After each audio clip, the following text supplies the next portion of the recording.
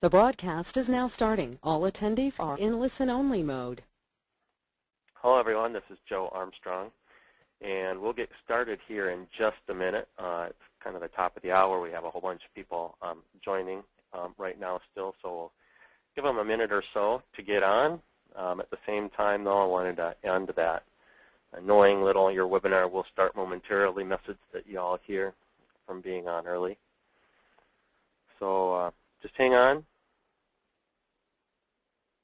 We have our speaker all lined up, and he's with us too. So all we have to do is get going.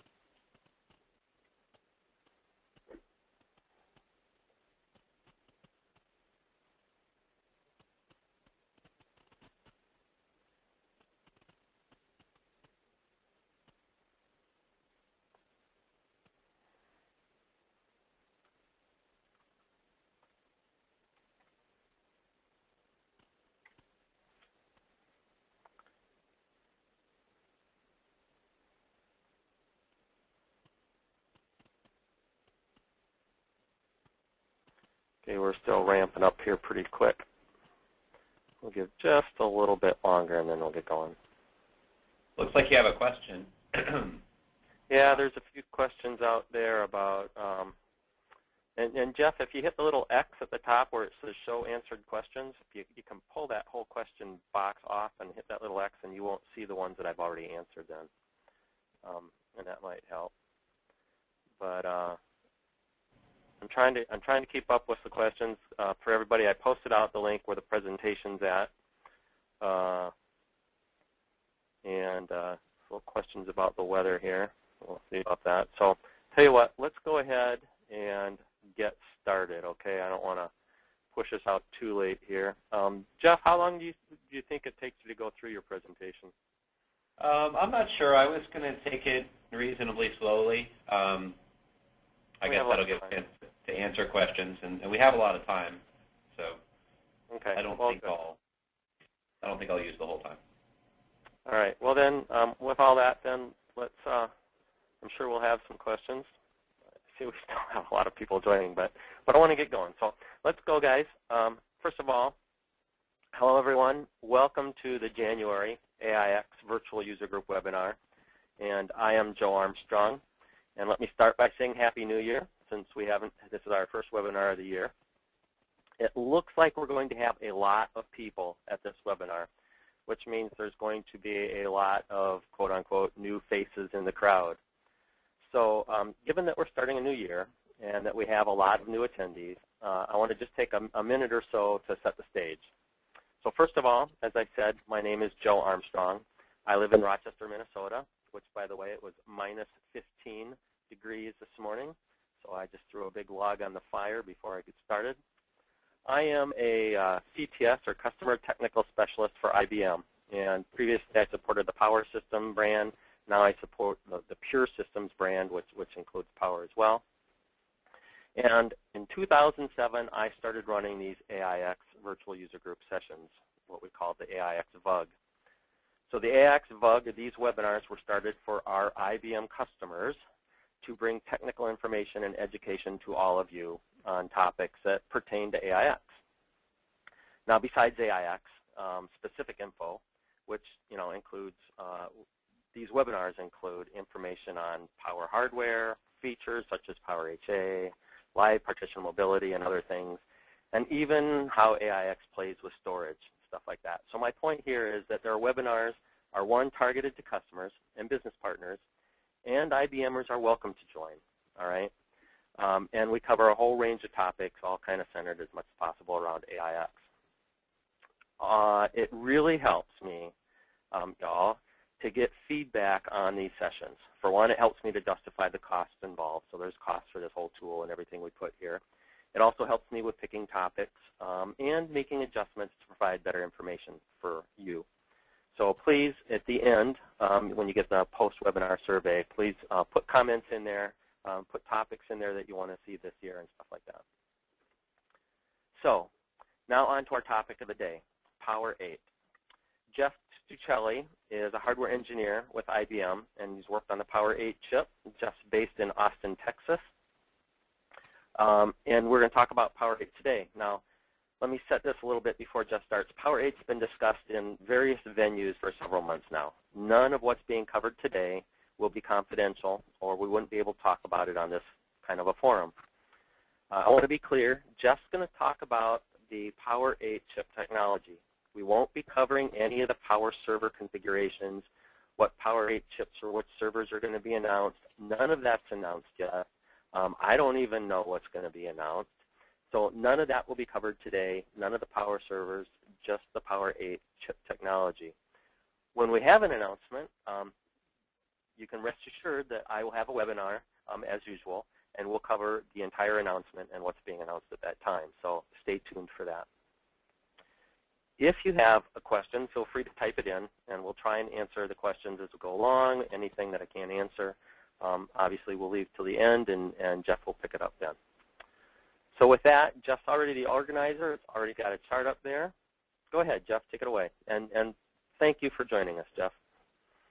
Sure, yes, this is my first, I wasn't really necessarily, I think I'd heard of this before, but had never joined before. Me being a hardware guy deep in the trenches of designing hardware, I don't necessarily get to see this side of things as often as I'd like to.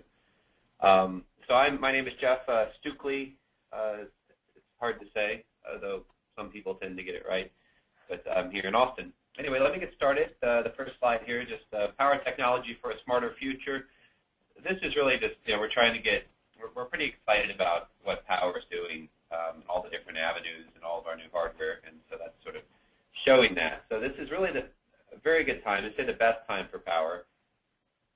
I'm going to spend a few slides sort of talking about where power is at, why IBM is able to develop and exploit power effectively, and then I'll dive into the power system. So talk a little bit about the strength of IBM's vertical stack, how we own everything from the process technology to services.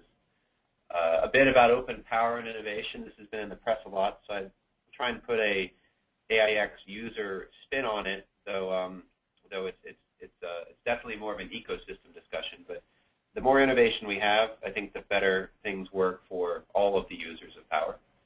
And then I'll dive into Power8 details. So IBM is really an amazing company in that we have semiconductor technology as far as we design the leading semiconductor devices you can manufacture today in the world. And we work all the way up from designing our own microarchitectures, packaging. We have our own hypervisor firmware, our own operating systems, AIX, iSeries. We have a lot of support in Linux as well. We own and work with a large number of middleware software type things like DB2. It's a pretty broad portfolio, especially it's grown pretty dramatically in analytics. And then we go all the way up to selling these things to people in packaged solutions. So this amount of integration is very powerful as a company. And so just to talk about things that we can do, just to give some examples, since we build our own highly optimized process technology, we can make a process technology that's tailored towards the applications that IBM cares about. And specifically, those applications are server, high-performance, high-capability, differentiated systems. And so an example here is we have the densest number of wires, the most layers of wires, the widest, the fastest wires that any other process has. And so this lets us build both our Z-series mainframe and power servers with lower latency, higher bandwidth, bigger capabilities. We also have things like the embedded our DRAM cell. So the way we build on-chip caches enables us to build very large, very low power caching structures that are useful for, say, running large database workloads where you have large complex data sets. This would be compared to somebody who is tailoring a process to say, a mobile phone, where their primary goal would have been probably lowest cost possible, and performance is fairly secondary. And so because we can build our own process that has tailored towards servers, we can build better solutions at the end of the day. So the next kind of stack here, let's talk about microarchitecture. IBM has leading edge, best in the industry development of new microarchitectural design. So when I say microarchitecture, what I mean is sort of one step above the gate, one step above logic gates. But how do we put gates together? What type of structures do we form? And this is really where I play as my profession. So my job would be a computer architect. But you can think of a computer architect as developing, if you think of a chip as a building, deciding how the overall structure is going to look, what all the components are going to be, and how they talk to each other. And so IBM has a very strong microarchitecture, and that's how we're able to deliver all the capabilities we have in our systems. The example here is, our leading edge high-performance core, our caching structures. I'll get into these in quite a bit of detail when we go to the Power8 details. These are all Power8 system pictures. So systems and packaging, we have a lot of expertise in taking this high-performance chip and building it into one, highly capable systems. There's focus here from research on, this is where a lot of this stuff has come from over, 30, 40 years. Is research, where we have these tightly integrated packages that let us build tightly coupled, high-efficient systems. So we build all that stuff.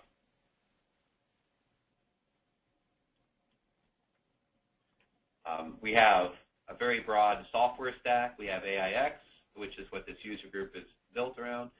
So we can build optimizations into our hardware structures that enable us to build differentiated features into AIX. We also have a large amount of middleware and software features. We've purchased or developed on our own a large analytics database companies. IBM Watson is a very interesting and exciting project where we're as a company, we're building this really very innovative system that's a kind of a game changer as far as computing capability. So because we have this big integrated stack, we're able to make decisions. I can talk to the architects at the hypervisor. I can talk to the architects of AIX openly. Since we're the same company, we don't have barriers as far as NDAs. We can just decide as a team to build the most efficient solution. And then with this solution that we're building, we can then go and integrate it into appliances or work through our services division to help corporations deploy these integrated solutions that we understand very well because we have the entire stack in our portfolio as an actual deployment in the system. And so this is just very exciting from being able to do really innovative, cool things with IBM. Beyond this, sort of sitting as a layer across all of it, is we have the world's leading R&D research division, I should say. $6 billion annually across the world, trying to tackle very interesting, unique problems. As we're on the leading edge of solving problems and research, that enables us to funnel that back into our systems and keep our systems as the most capable things available. So moving forward, open power. So I just said that the IBM stack was wonderful and great and does everything. So what do we want to do with open power? We think that because we have this great stack, this wonderful hardware, software capabilities, we want to share that. We want to grow our ecosystem. Because if you have something great, then if you can find other partners who lead in areas that are better than IBM, right? So if you look at Google as an example, they're obviously the industry leaders in search and those capabilities. So we would like to provide them with, but they're not a leader, say, in hardware. So we can grow our IBM stack to encompass these other companies that are leaders in their various fields. And as we pull these things together, we can sort of make whatever picture we had on the top even larger and do even more innovative things. An example here I like to think about is what came out of our own stack was Watson, IBM Watson, the learning cognitive computing machine. But we'd like to find other things like Watson, other things of that scale and growing our ecosystem enables us to do so. The importance, I guess, to an AIX person with regards to open power is the larger power ecosystem drives innovation back into the hardware, drives innovation back into our overall stack. And so a healthy ecosystem is good for everybody in the ecosystem, I think, is the best way to think about it. So what are we doing here? Just as an example, open power just started recently, so we're partnering with these are the three key individuals we started open power with, where we're taking Power8. We built in special hardware microarchitecture capabilities to work with Mellanox to do high-performance networking. We're also working with NVIDIA to build in tight integration for high-performance. This is probably most focused around analytics, where graphics processors are very good at scanning through large volumes of data. So you can imagine that an analytics appliance could utilize an NVIDIA processing core combined with a high-performance power core to provide a very leading-edge system. We also have Google as a partner. They're a system vendor. We don't talk much about what exactly they're doing because Google has been very strict with us, and that anything they're doing they will talk about. But it is worth noting they are a system vendor in this partnership, and they're interested in power technology. So going on to the Power8 processor, here's kind of a zoom-in picture of the Power8 processor. I think the whole design team, myself very much included, is very proud of how well the Power8 design has packed such a huge amount of capability into a piece of silicon. And you can see this in some senses through looking at the chip and how well everything's laid out, how everything's very carefully packed with each other. I was very proud of it, and so when we got this die photo, this is a picture of the actual chip. So when we got our parts back, I had this picture. I took it home and showed it to my 4-year-old. I think she might have been 3 at the time. I was like, so your dad's been working on this for 3 years. What do you think? And she said, well, I really like the pink parts. So anyway, that's been my joke I've been telling, but it was pretty funny. So she can tell as well that it was a very well-designed chip and very good choice of colors. So going into Power8, what is our Power8 vision? We've been doing power here for 20 years. What can we do to make a significant step in our power systems? Right? We didn't want to just build yet another faster machine. We wanted to try and expand how usable our system was, and we wanted to do something big with Power8. It's a major revision beyond Power 7, so we wanted to do a lot with it. The key thing that we want power to be, and this is true, but we need to continue to do so, is power needs to provide leadership performance. We want a power core to be the strongest core you can buy without question at no matter what thread level you're at. We wanted to have the strongest socket performance, the highest core performance, and also the most scalable system. And so sort of the foundation of power systems, we needed to dramatically grow our performance capability. So this is in some senses optimized around analytics and big data. We see big data as people trying to solve huge problems. There's giant volumes of data, and there's quite a bit of business opportunity in performing analytics on that data. And so we're not just dealing with data. It's just a sort of a standard 20% growth rate per year. Data is growing it by factors, very high factors every year as more and more things become online devices. And we want a high-performance, high-capability system to enable people to solve big problems, and you need a high-performance system to do so. So high performance is kind of one of the 3 pillars here. The other pillar is system innovation, and this is kind of alluded to. Sure, you can make the hardware faster, but how do we put in features into our system? Some of the things we thought about here is when you buy a car, you just don't want a faster car. You want a GPS. You want other additional features to make the car easier to use and more capable. And so what we've done is we've put in a variety of features. One simple thing is just enhancing our cache hierarchy and capability to make it to where we could run bigger workloads more easily. The bigger your caches are, the less important it is to have, say, perfect affinity in your system. And so with larger caches, you can get better performance with less tuning. The same goes with enhancing our fundamental capabilities with memory bandwidth, capacity, and expansion. But beyond this, I think probably more important and more along what we mean by system innovation is we built in a variety of hardware features that enable the system to sort of self-optimize. An example here, you've got this big virtual machine with lots of partitions. We built in a bunch of sort of monitoring facilities, so sort of zero overhead, hardware-enabled monitoring facilities that can tell the hypervisor and operating system which memory pages are hot, who's referencing which pages, and this enables our AIX and the hypervisor to do better things like to improve DPO. So it knows more about what memory's doing, so it can make better decisions on, oh, this isn't a page I want to migrate with high priority.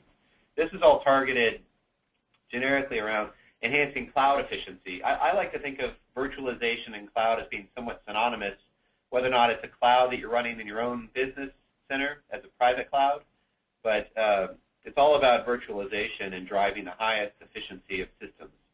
And so we have a variety of hardware mechanisms that we've sort of cross-cut the stack here to grow our ability to load up lots of work on a system and have the performance scale very well.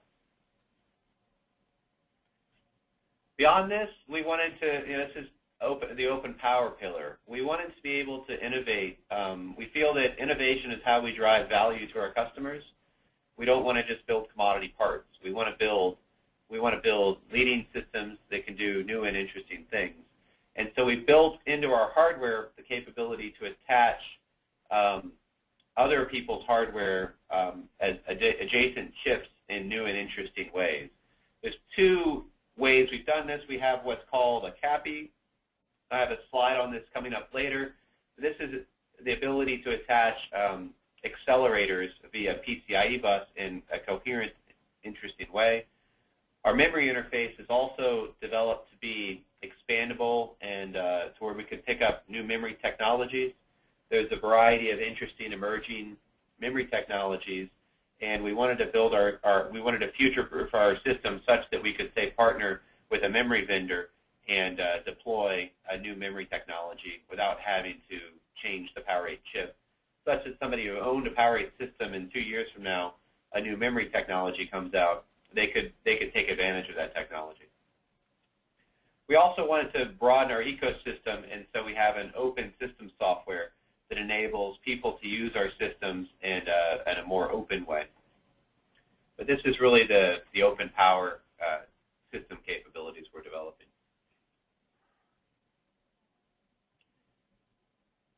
So the Power8 processor itself, I guess we have a couple of questions here. Maybe I'll keep going.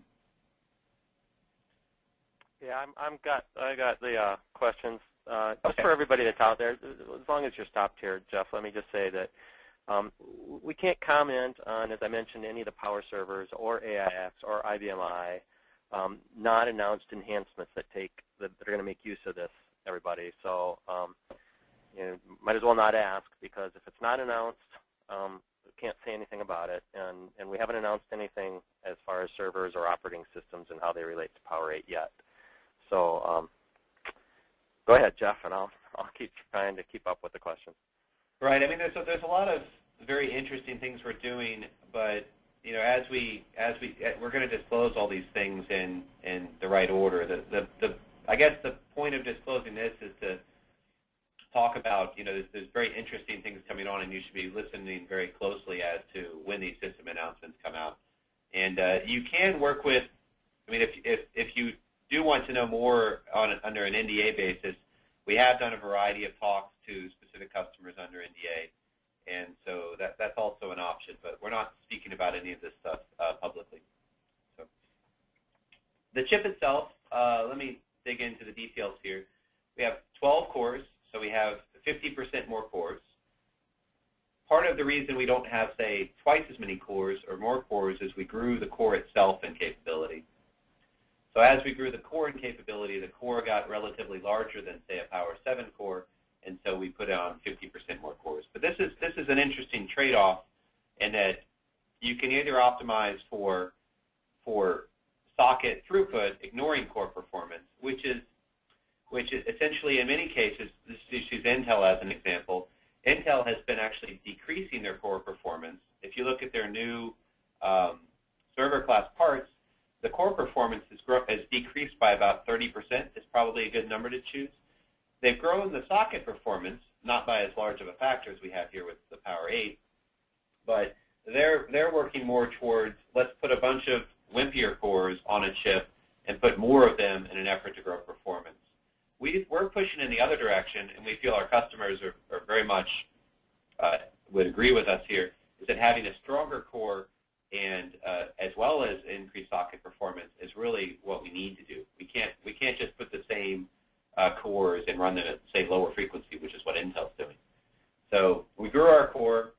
We grow our thread count as well, such that we can run twice as many threads. And just like we had in, say, Power7, some applications won't necessarily want to exploit the maximum thread count. It kind of depends on what you're doing. But we're sort of raising the ceiling such that we're growing our thread performance across the board, and that's letting us sort of grow to higher thread levels for applications to take advantage of it. The core itself is, the execution capability is fairly similar. We're growing our number of execution units by a few, as we have 2 more load units, for example. But what we've really done is we grew the efficiency with which we could use those execution units. And that's accomplished through doubling our data flow coming up the pipes such that we can pull twice as much data from the caches, enhancing our prefetching capability, having larger caches, so our L2 and L1 caches are twice as big. And as you have larger caches, you miss them less often. That lets us utilize our somewhat existing data flow at a higher utilization or higher rate. So it gives us more performance without necessarily throwing down twice as much silicon. So that even though the core has grown in performance a large amount, we didn't necessarily have to grow the area by that amount, or we did not grow the area by that amount. We also have accelerators on the chip. These are similar to the ones we introduced in Power7 Plus, with the addition of the cryptography and memory expansion are similar to the Power7 Plus. But we also added an accelerator that's hardware transactional memory. And what hardware transactional memory enables us to do is run highly threaded, just as an example, Java workloads with higher performance capability, higher ability to run larger amounts of threads and avoid lock contention. So hardware transactional memory is sort of an improvement upon the ability to manage locks, where if you have multiple threads that are sharing a lock but aren't really contending, they can grow in performance. Let me just spend a few minutes talking on this because I don't have anything else in the slides. So as an example, if you have a large multi-threaded program that has a big complicated data structure that's shared and updated amongst many threads, from a software programming perspective, you're not really going to want to build a complex locking structure, right? You have multiple people accessing this big data structure. You need to avoid conflicts. The conflicts might be in some small part of that data structure, but to do a fine-grained locking structure to sort of detect all those little fine-grained conflicts is expensive from a software development and a software validation perspective. And so the generic software practice is to put, say, one global lock at the top of the structure such that you know it's always correct because you know only one thread is updating the data structure at any point in time, but you limit scalability and that you don't let people update multiple threads update a data structure, even though they might be touching different parts of the they're not sharing actual memory. And so what transactional memory, hardware transactional memory lets us do is it lets the hardware sort of monitor as you do an atomic sequence of operations. It assures that it was executed without any other threads manipulating the data as you execute your atomic sequence. And so it lets us build highly scalable multi-threaded applications without having to worry about, without having to deal with, without having the software validated in some senses, right? The hardware is managing it for you, and so you get the performance as if you've gone and done the perfect ideal perfectly lock fine-grained software, but without having to actually write the software. It's a very simple hardware interface. So that's enabling us to build quite a bit of capabilities in like, say, our Java JVM. So the best way you get to use this is if we get things like our middleware application stacks via DB2 or Java to exploit these features, and then people who have, say, existing Java threaded workloads just kind of get this advantage through the existing Java synchronization API. So anyway, a little bit of a divergence there. We also have a virtual memory management assist. This is one of the things I talked about earlier, where we can monitor. We sort of have memory monitoring capabilities that AIX and the Power VM can make better decisions as far as when to migrate pages, how to sort of automatically improve affinity without having to utilize hand tuning. So you can think about this as kind of like, expanding our DPO capabilities such that we can do DPOs more effectively and probably less invasively. So the caches, like I said, our on-chip cache, our L2 is twice as big. We have an introduction, again, of an off-chip 128 megabyte L4 cache. We did this in some very interesting ways. There's a lot of interesting microarchitecture here combined with our technology capabilities. I'll talk about that in a little bit. We grew our memory bandwidth fairly dramatically. I'll spend some time on that a bit later as well. And then we have, as we typically have, built in all of our processors an SMP interconnect to do glue-live systems. But beyond that, we have our durable memory interface that lets us deploy unique and interesting memory technologies down the road. It also enabled us to maintain our high level of RAS, actually extend our level of RAS in memory with the growth in memory performance. And there's the coherent accelerator processor interface that I'll talk a bit more about down the road. One other point here, we have an integrated PCIe Gen 3. I have a slide on this coming up. But in the past, we had used GX-based attached systems. And we had done that because industry standard PCIe did not have the bandwidth and capabilities that we needed for our servers. But as PCIe Gen 3 has sort of moved up the chain and grown in performance fairly dramatically with new generations, Generation 3 PCIe has enough bandwidth to support our I/O connectivity. And so we've transitioned over to just an industry standard high-performance solution for our I/O connect. The Power8 core, here's a picture of it.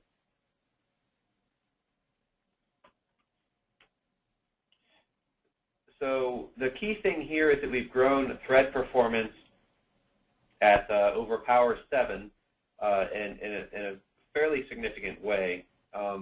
This is relative to Power7. I just want to be clear here. This is the best compare we chose. There's some reasons that Power7 Plus looks a little bit different. But if you look at a Power7 core and you look at thread performance, then you grow sort of very uniformly across all the different thread levels by about 1.5. A Power7 Plus lands somewhere in the middle, depending on where your thread count is at.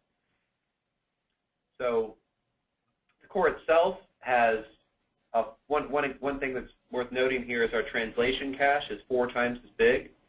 This was directed for out-of-the-box performance improvements. And so for workloads that don't have well-optimized or tuned translation caches, translation structures, I should say, this lets us achieve much higher performance on those workloads that, say, maybe legacy workloads that use 4K pages.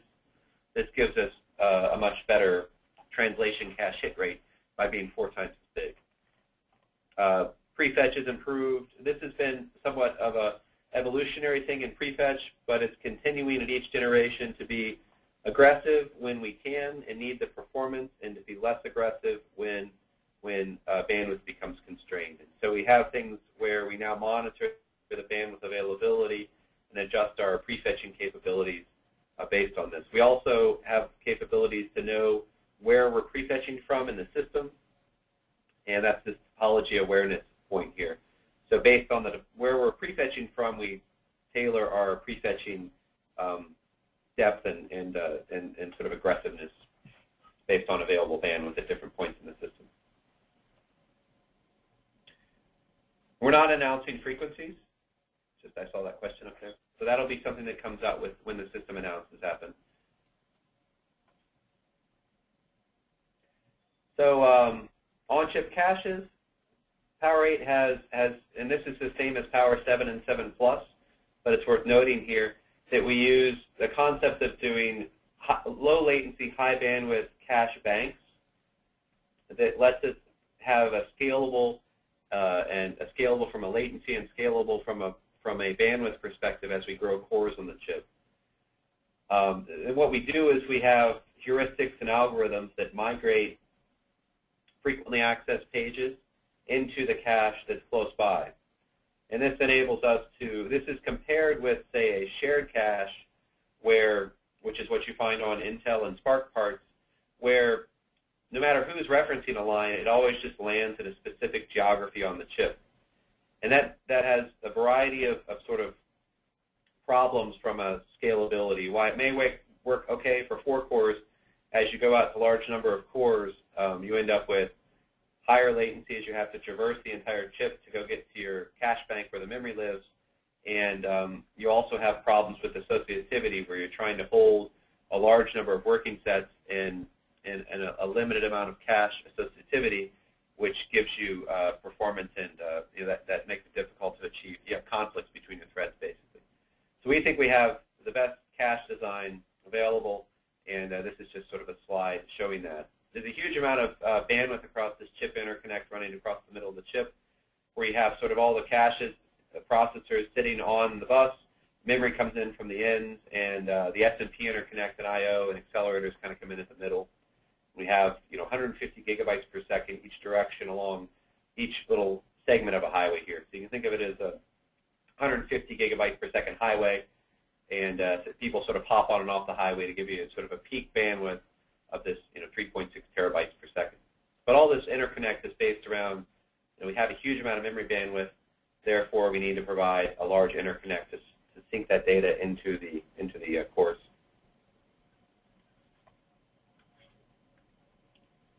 Just to give kind of a highlight to what the cache bandwidths are, you can have just a huge amount of data moving from the on-chip caches into the processor. If you have a block of data that, if all the processors are chugging away at their own L3, we're talking about 3 terabytes per second of L3 bandwidth.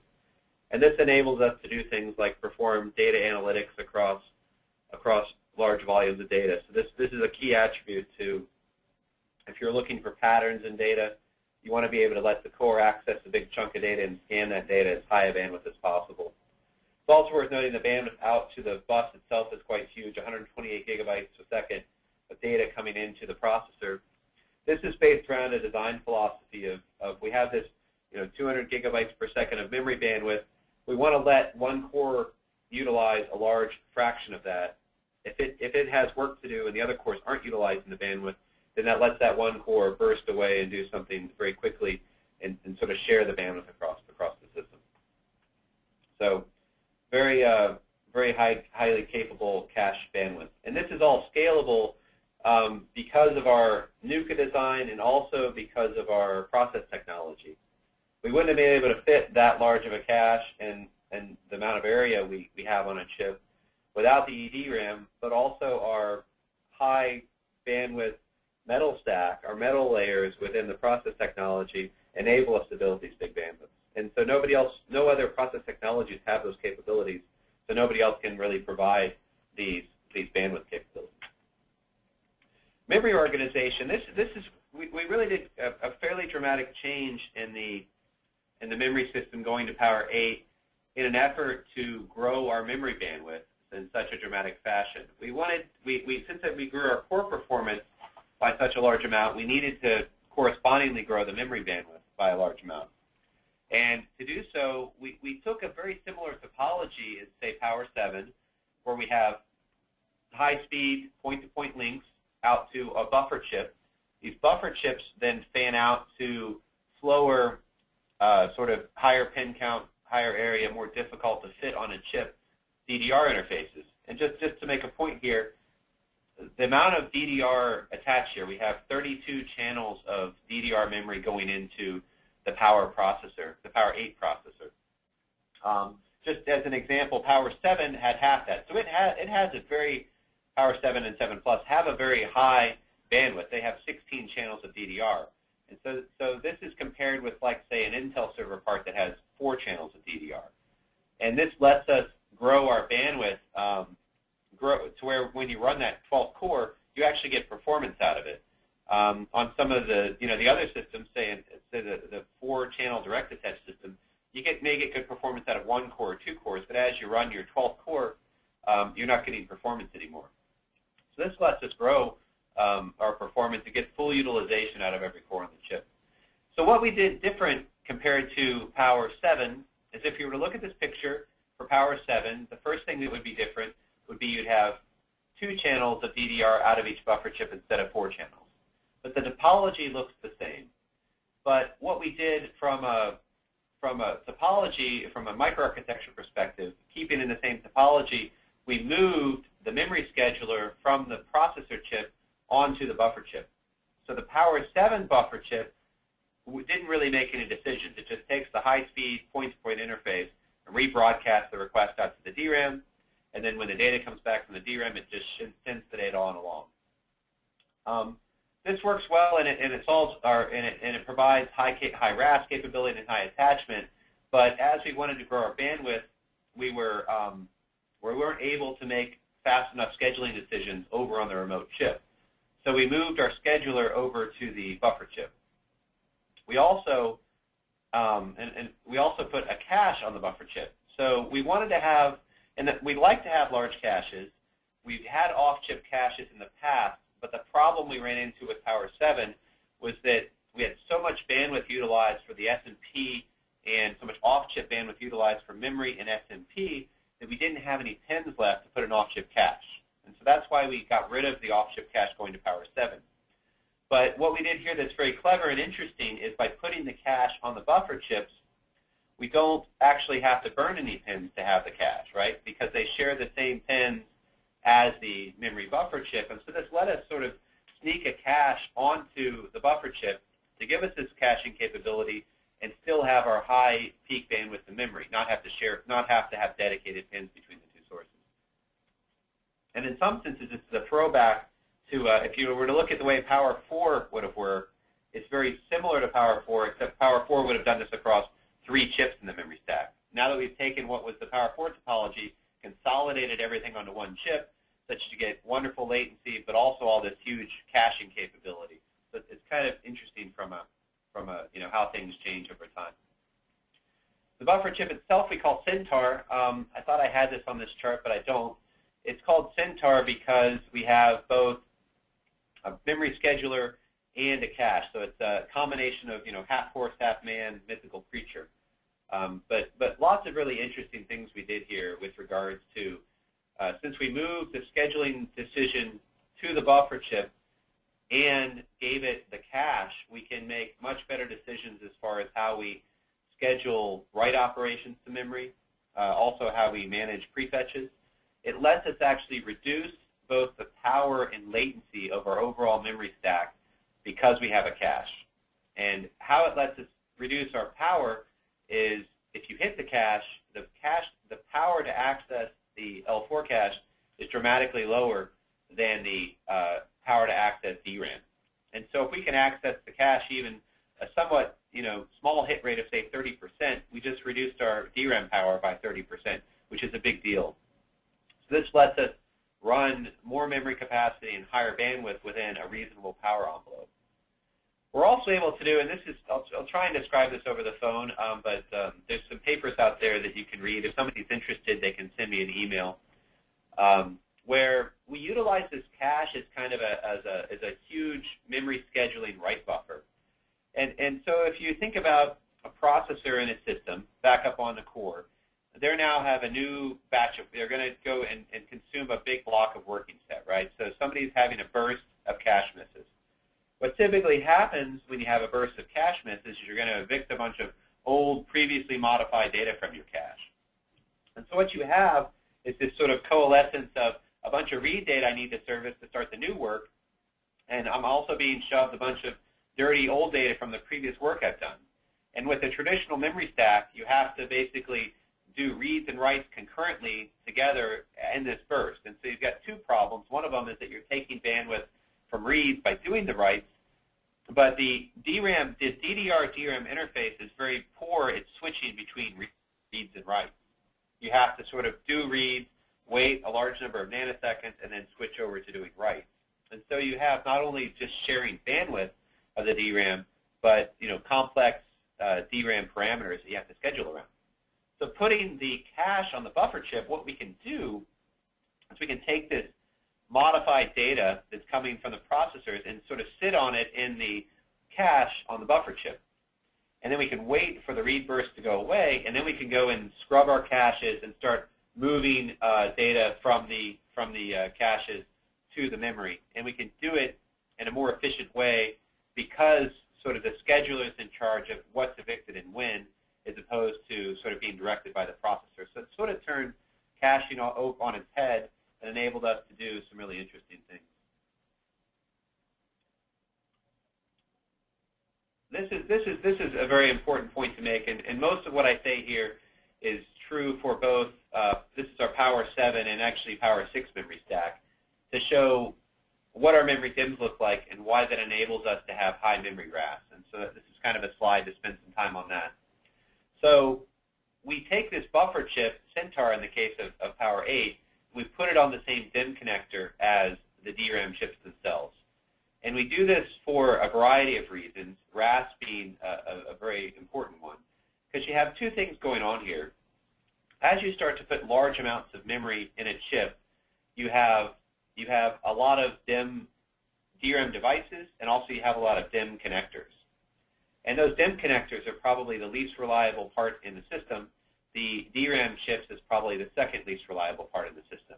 And so what you do is if you run a standard DRAM protocol across a DIMM connector, the standard DDR DRAM protocol is not fault resilient, in that if a pin fails, you end up losing access to your data. The server class DIMM, this is if a pin fails, say, on the address bus. So if an address bus pin fails, then we have parity across it where we can detect the failure, but you have to, basically that memory goes away because the connector failed. So what we do here is the protocol we run from the processor to the buffer chip is protected with a much more robust protocol where if any pin fails, we actually have spare pins that automatically steer over. So there's no pin that can fail on that interface and lose the accessibility to the DRAM. So we have a resilient high-RAS CRC protocol. And beyond that, we have less connectors because now we've put effectively 4 or 8 DIMMs on one piece of cardstock that gives us less connectors to fail. And so as you grow to, say, a terabyte of memory per socket, which is what our capacity will be going to Power 8, you have so many DRAM devices, so many connectors that if you look at, say, the way a Spark system does it, you end up with a very high memory failure rate. And this enables us to basically not have memory failures. One other point I should make is I mentioned DRAM chips tend to be failure prone. We have very sophisticated memory ECC protocols, and we also have one additional DRAM chip, a spare DRAM chip, to isolate us from memory DRAM chip failures. And we are able to do this because of our custom DIMM, but also our custom ECC protocols that come out with our partnership from IBM Research. And so we have very sophisticated ECC that lets us deal with DRAM chip failures, I should say, with no loss of data and no downtime and even no services, which was a key goal as well as Power 8 from a RAS perspective, is to be able to sort of fail in place with our standard components so they can fail in place with no loss in RAS. So we have sort of additional RAS capability to basically remove the ability to have to perform a service on, say, one of our high-end systems. Spend some time here on the interconnect itself, the way the chips are connected. This is showing 16 chips. This is just an example system. This isn't a specific system. It's just this is what fits well on a page. So you have, kind of like you would have had in Power 7, you have 4 chips in a book together connected with these X buses, on-chip buses, and then you have, say, cables or a backplane connecting those sockets together. With Power8, we switched to a 2-hop protocol, and so we kind of took our high amount of our connectivity we had in Power7, and we grew the number of buses and made it to where every chip was only 2 hops away. So let me try and use my pointer here. If you're up on this upper chip in the upper left-hand corner, you can see that you can get to any other chip in the system by 1 hop horizontally and then 1 hop vertically. So everything's 2 hops away. This is compared with the Power7 routing, which had fatter buses connecting nodes, but fewer of them, to where to get from, say, any source to destination, sometimes it's 1 or 2 hops away, but about 75% of the time it's 3 hops away. So you have to go to the chip that connects between 2 drawers, across a link going down, and then over across. So we switched the topology from a 3-hop topology to a 2-hop topology. And this enables us to decrease our latency, but it also enables us to do interesting things with bandwidth hotspots. For example, let's look at all the different ways you can get between 2 chips in a system. In Power7, there's only one way to get between any 2 chips in a system, and so you're sort of limited by that one link of connectivity. And so you can think of Power8, we have the ability to sort of spread across multiple routes. And so if you start with just what's the direct route that's 2 hops away, you go across the green link and then across the blue link. And that gives you about 12.8 gigabytes per second. Keep in mind that Power7's peak was 20 gigabytes per second. So these links, these individual links, are smaller than the Power7 links, but there's more of them. So what that enables us to do is, if you look at the next slide, we can send data 2 hops through going vertically then horizontal, or we can send also 2 hops away, horizontal then vertical. And so this gives us an aggregation of 25 gigabytes per second, which enables us to exceed our Power7 capability. And going beyond that, you can also, if you, say, fill up the bandwidth on the 2-hop connections, then the hardware will automatically start to steer data across 3-hop connections. So as you have a burst of bandwidth between, say, 2 nodes in the system, or a partition happens to be spanning across 2 nodes in the system, we can sort of adjust our bandwidth capabilities to sort of handle those bursts and sort of take away from links that weren't being used because they're currently not in a burst. So one thing that's interesting is in Power7 we have general guidance that if you have, say, a 64-way partition, we will, generally speaking, not try and schedule it across 2 books. There's an option to do this with the packed option that works some of the time, but it's a bit of a problem in that the most reliable sort of high-performance interconnect is to take that 64-way partition and spread it across 4 nodes in the system. And the reason we've done that is to give the system a lot of capability to utilize more of these off-node links, because if you're on more nodes, you have access to more links. But with Power8, that won't be the guidance. We'll be able, since we have this more dynamic link sharing capability, we'll be able to actually put a big partition on, say, 2 nodes in the system and run with much higher capability. And one thing we put in for this capability is what I'm calling AA indirect. And so you have the A links that go between the 2 nodes, which are the green links here. So you've got the 4 of them that are on each chip. Each chip has its own dedicated A link.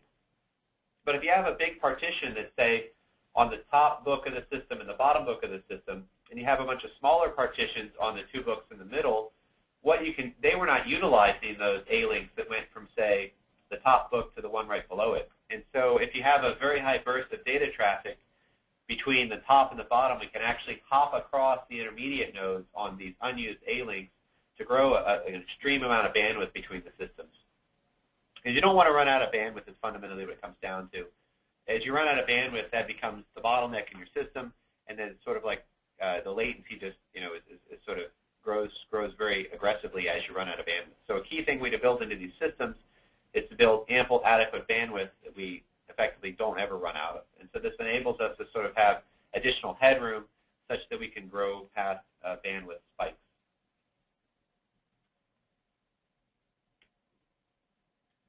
Here's an example of socket performance.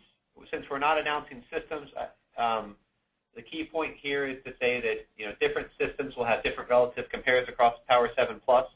This is picking just one example system to show the type of growth you can have from Power 7 Plus. And you can see that per socket we're growing kind of in the 2 to 2.5 range of socket performance. So this is very exciting from a system growth capability.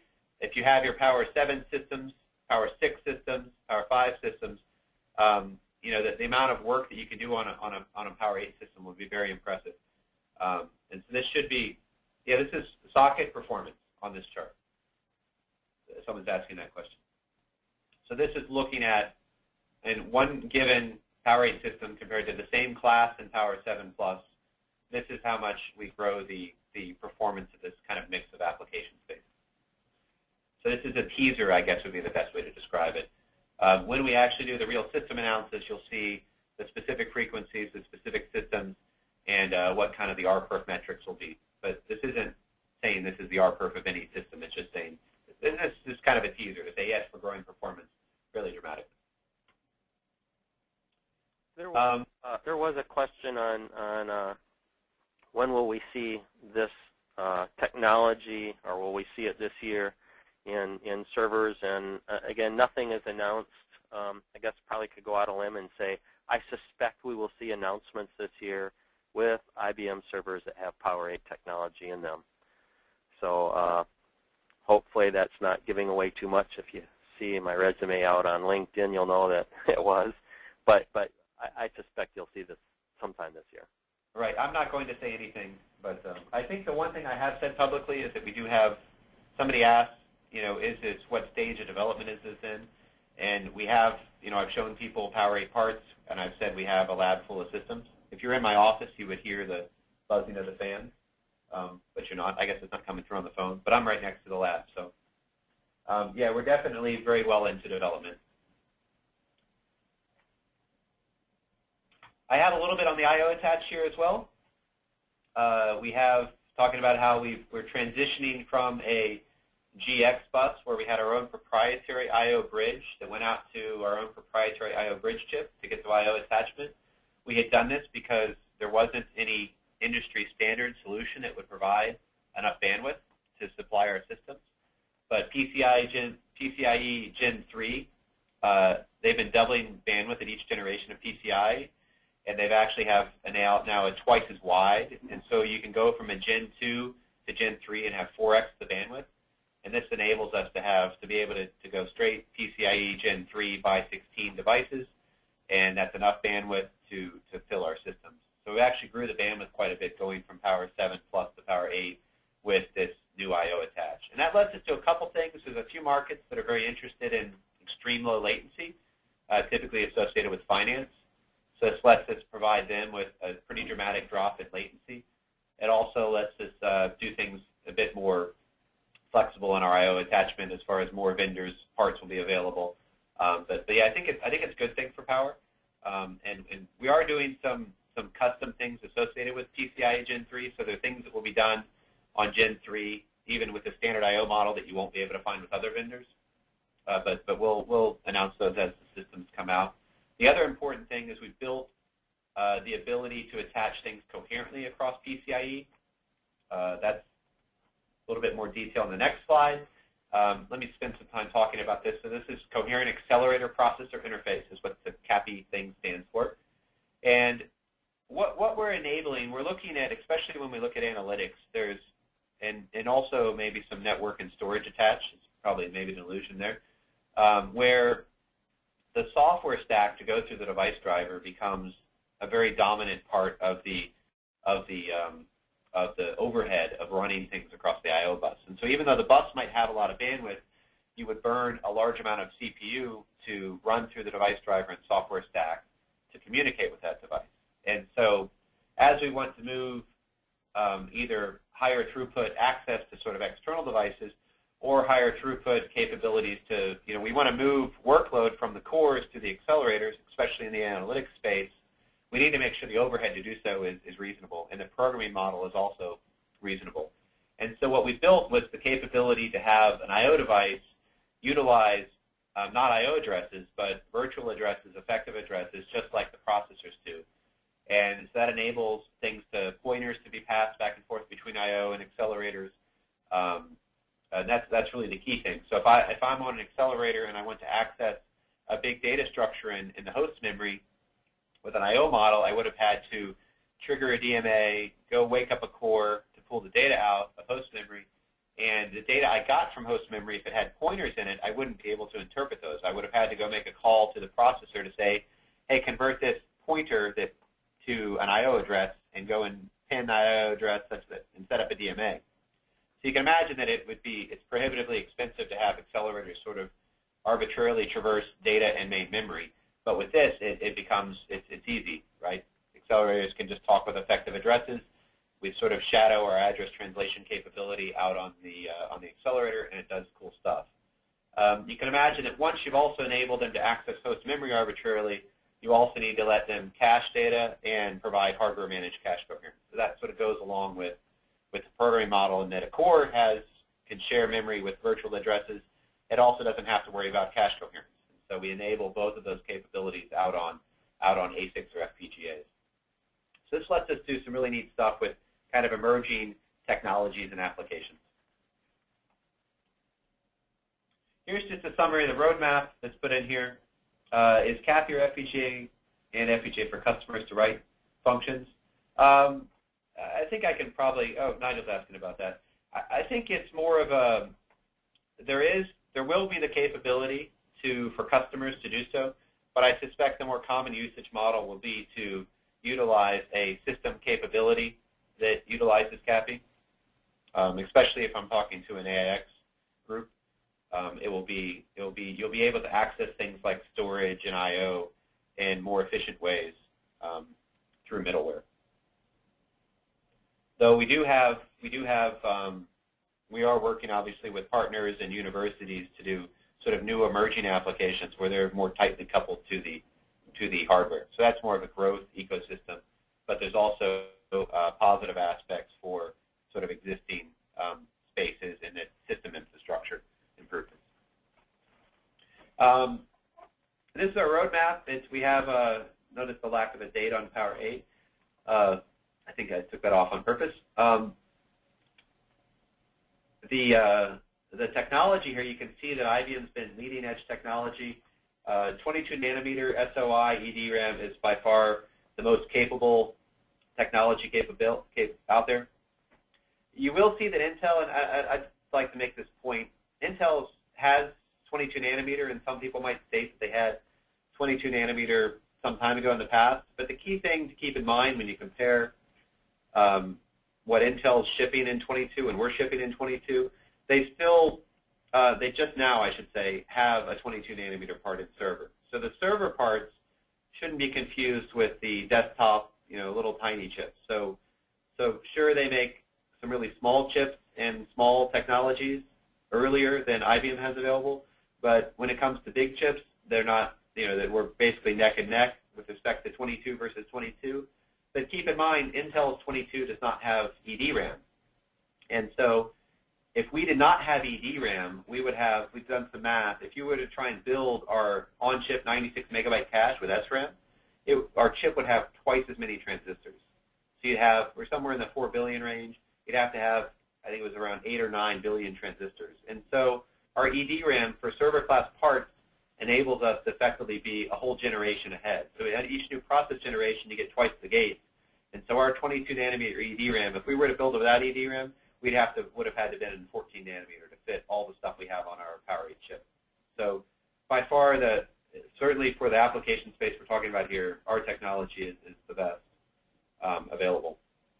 So summary here, you can see how we kind of, with 7 and 7 plus, we got away with off-chip caches.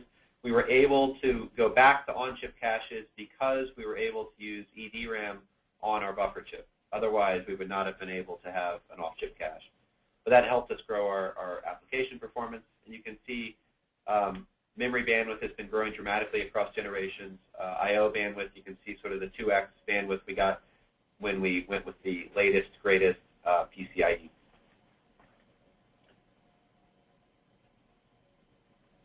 All right. let me see here what else I have.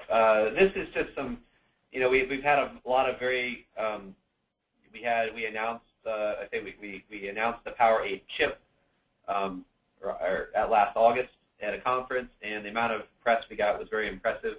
It's good when these fun press clips to read. It certainly does belong in a badass server.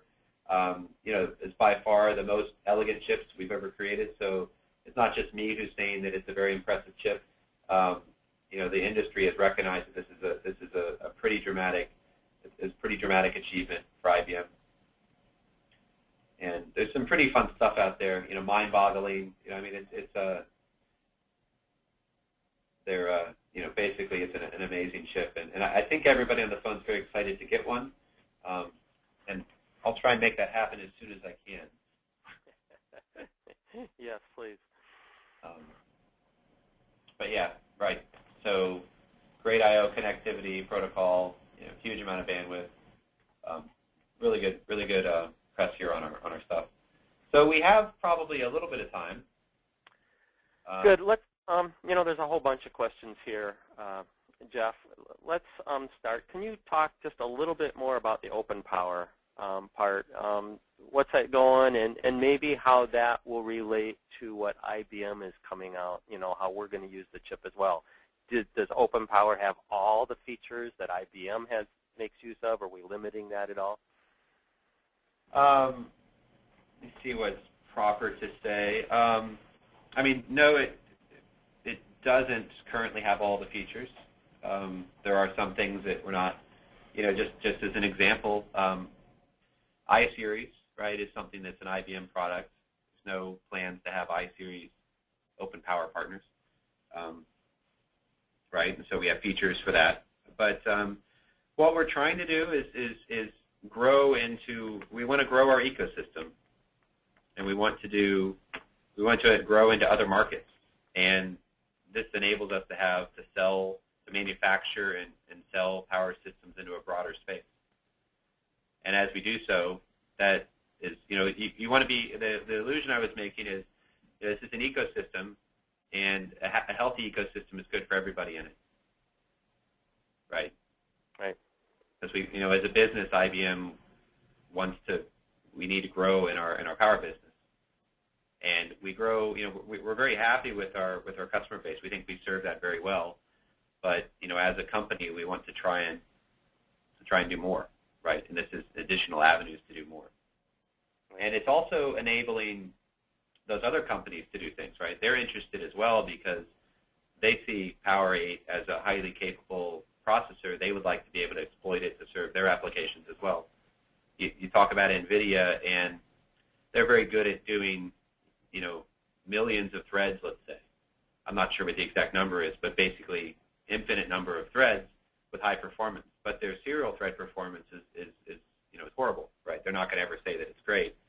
But when you're off in some scientific high-performance application space, you have serial parts of your workload. This is an Amdahl's law thing. And so they're very excited about tightly coupling their highly parallel engine with our highest performance serial system from a net application perspective. And so, IBM doesn't develop GPUs, so we're happy to have the ability to integrate GPUs into our systems, and that'll enable people who can, that'll probably be for middleware. From an AIX perspective, that's going to be something where you either have an appliance in your data center that happens to have it in it, or a card that, enables you to do something that you wouldn't have been able to otherwise. But you'll see it through middleware. All right. Ecosystem. Oh, somebody asked for ecosystem. Sorry. Good. Yeah. So an ecosystem is if you look at it's a nature term, right? So an ecosystem is the bugs and the birds that eat the bugs, and all the different animals that sort of live together in one space, right? I think that's probably the best way to describe it. So an ecosystem is everything that sort of works together to stay alive and to prosper. So having more things, growing our ecosystem means we have more technologies being developed, more innovation happening, more ideas bouncing around. and that enables us to make everything better. Comparisons versus Intel's newest chip. This is not a competitive analysis chip. Presentation, I made a few of those things. I can make some statements. I've seen Intel charts that show their performance growth going from their 8-core Sandy Bridge to a 12-core Ivy Bridge. That's a whole process generation. That's going from 32 nanometer to 22 nanometer. Going from 8 cores to 12 cores. Their socket performance grew by about 35%, 30 to 35%, which is pretty sad. And the reason is they didn't, in that particular system, they just didn't improve anything beyond, they just shoved more cores on the chip. So they run at lower frequency, and they have marginal increases in bandwidth capability. So that's different than what we're doing. Oh, model names, yeah. It is a fun discussion to try and decide what the right model name should be. Yeah. And I'm sure we'll have a good laugh. Yes, we're all curious to see what they come out with, what the names are, what the initial servers are, and how they're put together. So it will be very interesting when that stuff comes out.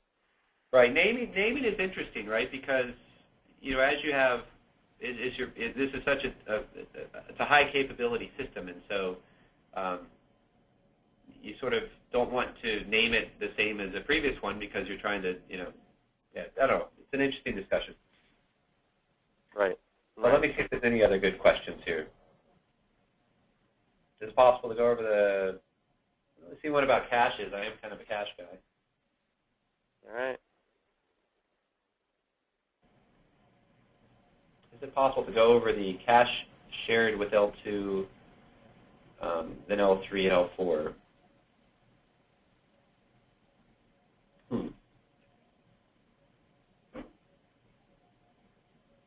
So the caching works fairly similar to P7 Plus for what it's worth, with the exception of the L4.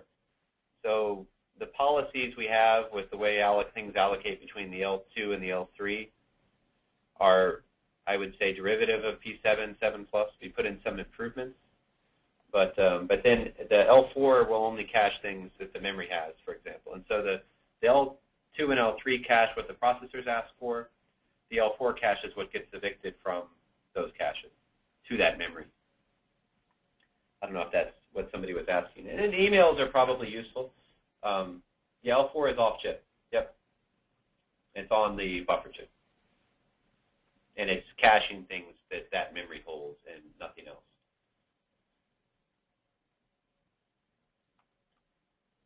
Any other ones you saw out there, Joe, that makes sense? Oh, I am trying to look through here.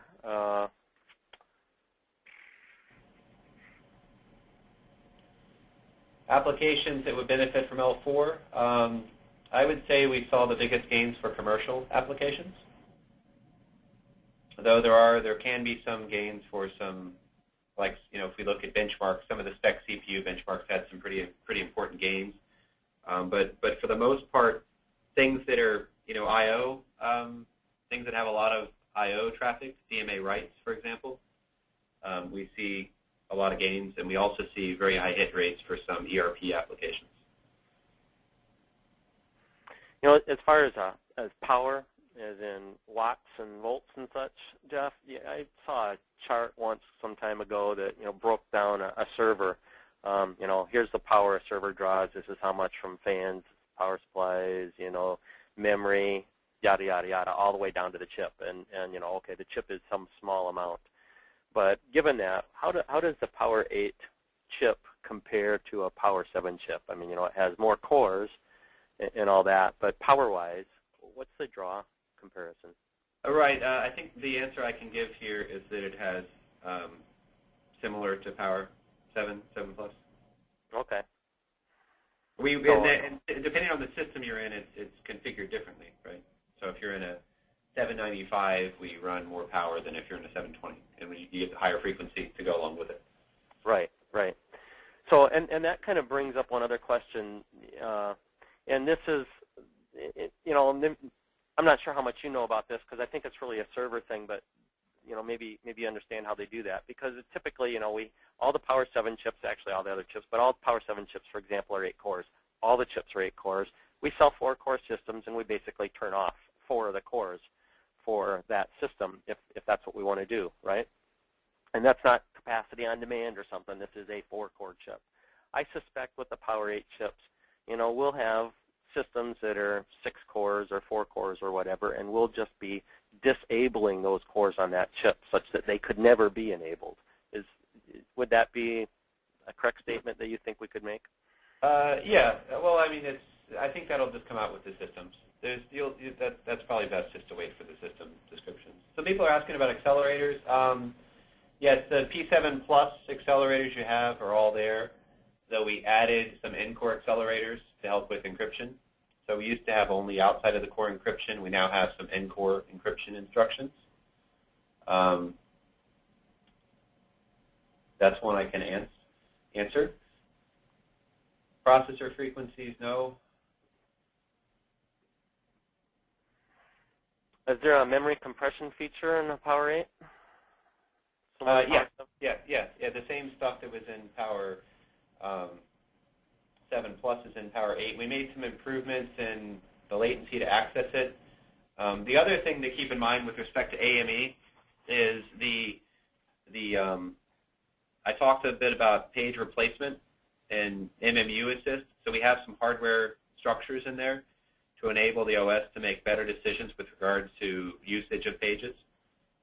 So this is part of our sort of hardware memory monitoring structure, where we track how we track over a fairly long period of time what the usage of a page was, and that enables us to make better decisions of what to compress or what not to compress. We also track how busy pages are, and so when we say want to do it, things like DPO, we can migrate the pages that are frequently accessed first and sort of not worry about pages that are infrequently accessed. So today the hypervisor doesn't have any idea of which pages within a partition are frequently accessed or not. And so now it will have that information, how frequently it's accessed, and also sort of historically how frequently, over a long period of time, we keep kind of a history vector on when it's been accessed. So that's kind of where you get some improvements.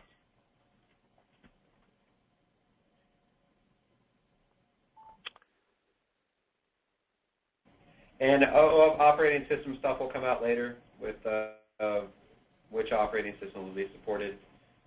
I don't know what's been announced on that, so I should not say anything.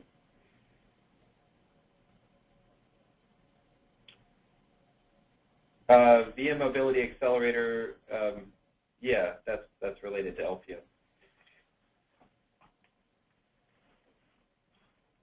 LPM. You'll be able to run other PCIe cards. I mean, PCIe will go down to Gen 1. I believe there's some older cards that will no longer work. But yeah, you can run PCIe Gen 2 or Gen 1 cards. There's nothing announced yet on any of the I/O drawers or what cards are supported or anything like that, everybody, so I can't really comment on that. Right. So I have a question about the PCIe I/O. There's 96 gigabytes per second per socket of I/O bandwidth. Right. And 2 gigabytes per second per PCIe lane? Yes, it's each direction, so each lane is one in and one out. That's that's a number. Right, so the question is, does that imply we can drive up to 48 PCIe V3 lanes per socket? Correct. Correct, okay.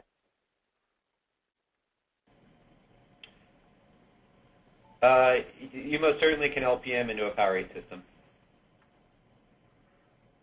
I think that's safe to answer. Yeah, that's probably likely. And because there will be a P7 compatibility mode, because your partition that's coming over from a P7 is not going to know it's on a P8, so it's going to be in a P7 mode. Yes, likely will be.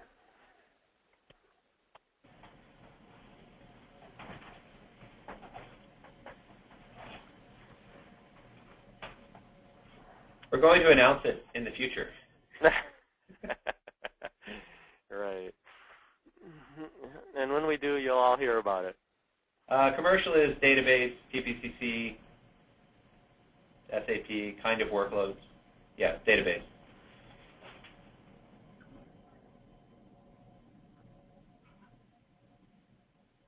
There's a talk to be announced. I guess I'll let you do that. Yeah, so there's nothing on anything as far as HMC requirements, guys. There's nothing on servers. There's nothing on features. All we can talk about is the chip itself, and nothing on new announcements. I don't really want to talk about this on this customer stuff. Don't want to talk about deep dives or anything that's internal. There was a question on glueless, Jeff, and what you talked about that term. It just means we can connect a Power8 chip to another Power8 chip without having the chip in the middle. But yeah, I guess that's a little complicated. Okay. And your picture with the 16 on it, you mentioned, that fit nicely on the page. There's no statement there that we're limited to 16 connecting. Everybody, it's just what fit on just page. Right. That will come out with system announcements, what exact socket counts you'll have.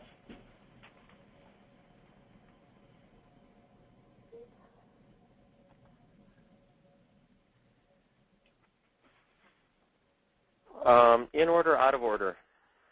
We switched that. Out of order. Out of order. It's fairly similar to the P7 core. It's just sort of better.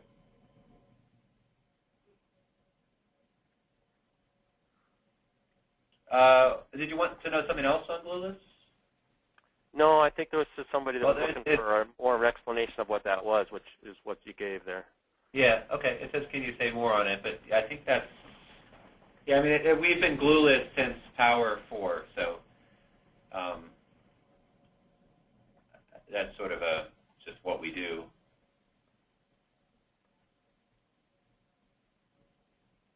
Yeah, or like the Spark systems are not glueless. They have this big speed chip in the middle. So you have latency and throughput problems going through that. So not all competitive systems are glueless. The GA dates in the future. NUCA is a term that was, I went to University of Texas at Austin, and that's one of the researchers there had a paper that came up with the term NUCA.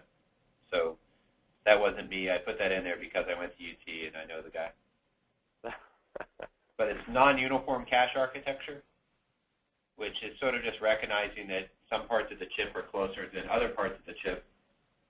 And actually, I believe the first NUCA paper was for a single uniprocessor where parts of the cache that were closer to the chip were looked up faster than parts that were farther away. But at some point, they did a multi-processor NUCA paper.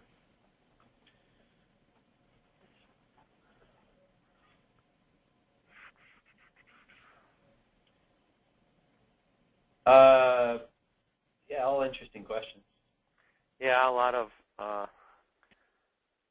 So not all processors are not NUCA. So all the other ones are not NUCA. So if you look at like an Intel part, it's non-uniform, but they don't migrate. Part of NUCA is recognizing that it's not uniform and taking advantage of it. And so if you're in an Intel part and you're referencing line 0 will always be in the same physical location on the chip, no matter where your core is.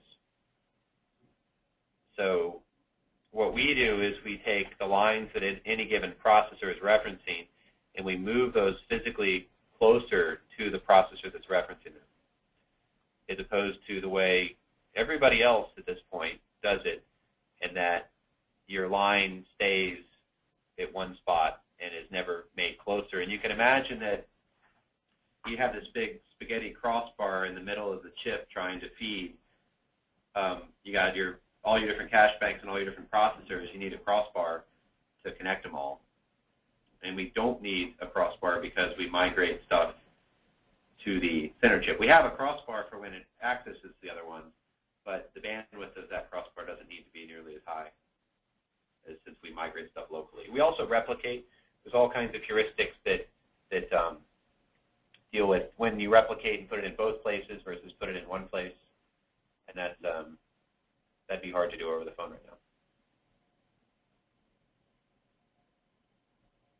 But yeah, we do have, NUCA does say hierarchy, and we have a hierarchy between different parts of the L3 cache, as opposed to treating it as one big shared cache with no hierarchy. We do not add any latency by putting the cache in on the buffer chip. We're able to do, in accessing memory, you have to do certain things to schedule it, and we do those things in parallel with the cache lookup. And so it doesn't add any latency by looking up the cache. We just cancel the command to go to memory if we see we hit the cache. So there's no latency there.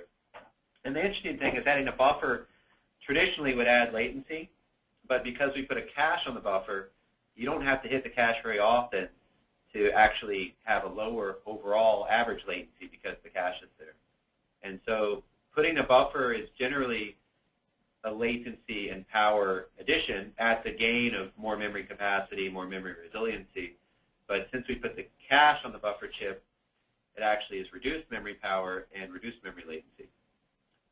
So it's definitely kind of an interesting point in microarchitecture, in that you put something on the chip and it has less latency on average. I mean, some workloads, assuming the workload always misses the cache, it didn't really help you.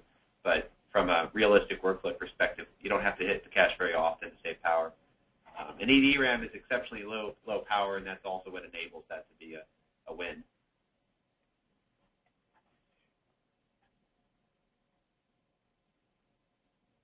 So there's some questions. Somebody's asking about P8 supporting number of cores. We haven't announced that, but I think I can say that the largest P8 box will be more performance than the largest P7 box.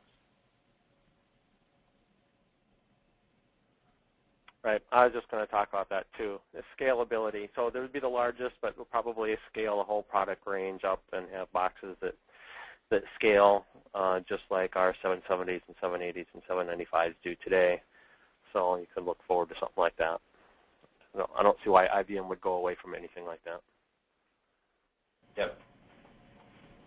Buffer is implemented in, so this is why the buffer chip is interesting about it being agnostic, in that a Power 7 had the memory scheduler on the Power 7 chip, and so it knew DDR2 and DDR3 memory protocols. So you can never attach anything other than DDR2 or DDR3 memory protocols to a Power 7.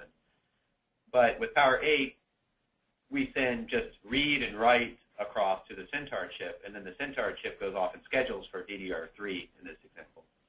But you certainly could go off and build a new Centaur chip that the Power 8 chip wouldn't know the difference, that could run whatever memory protocol you put behind it.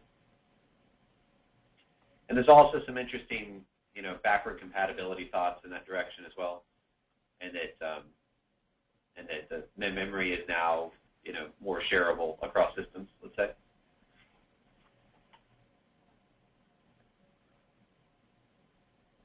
Well, Jeff, we've pretty much hit the end here.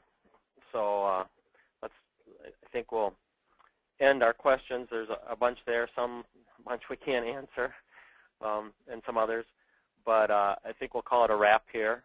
I want to say thank you very much. I think it's a difficult job to come and present a great new technology like this and not be able to talk about all the things that the customers want to know about, and yet still get everybody excited, which you can just tell by the comments or the questions and such that it's pretty exciting stuff, and I really appreciate you sharing that with the virtual user group community.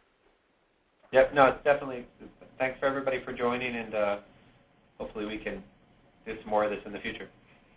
For all of those who are going to listen to this on a replay, I apologize that you were not able to get into the webinar. I called the tool. They can't go over 1,000, and we hit our 1,000 people on it. So apologize for that. For everybody that's on here now, congratulations. Glad you joined early. And really appreciate all the the people that make the user group successful, like Jeff and our speakers and all you customers, business partners, and the IBMers that attend. So with that, happy January, happy New Year. Jeff, thank you again, and we'll end it now.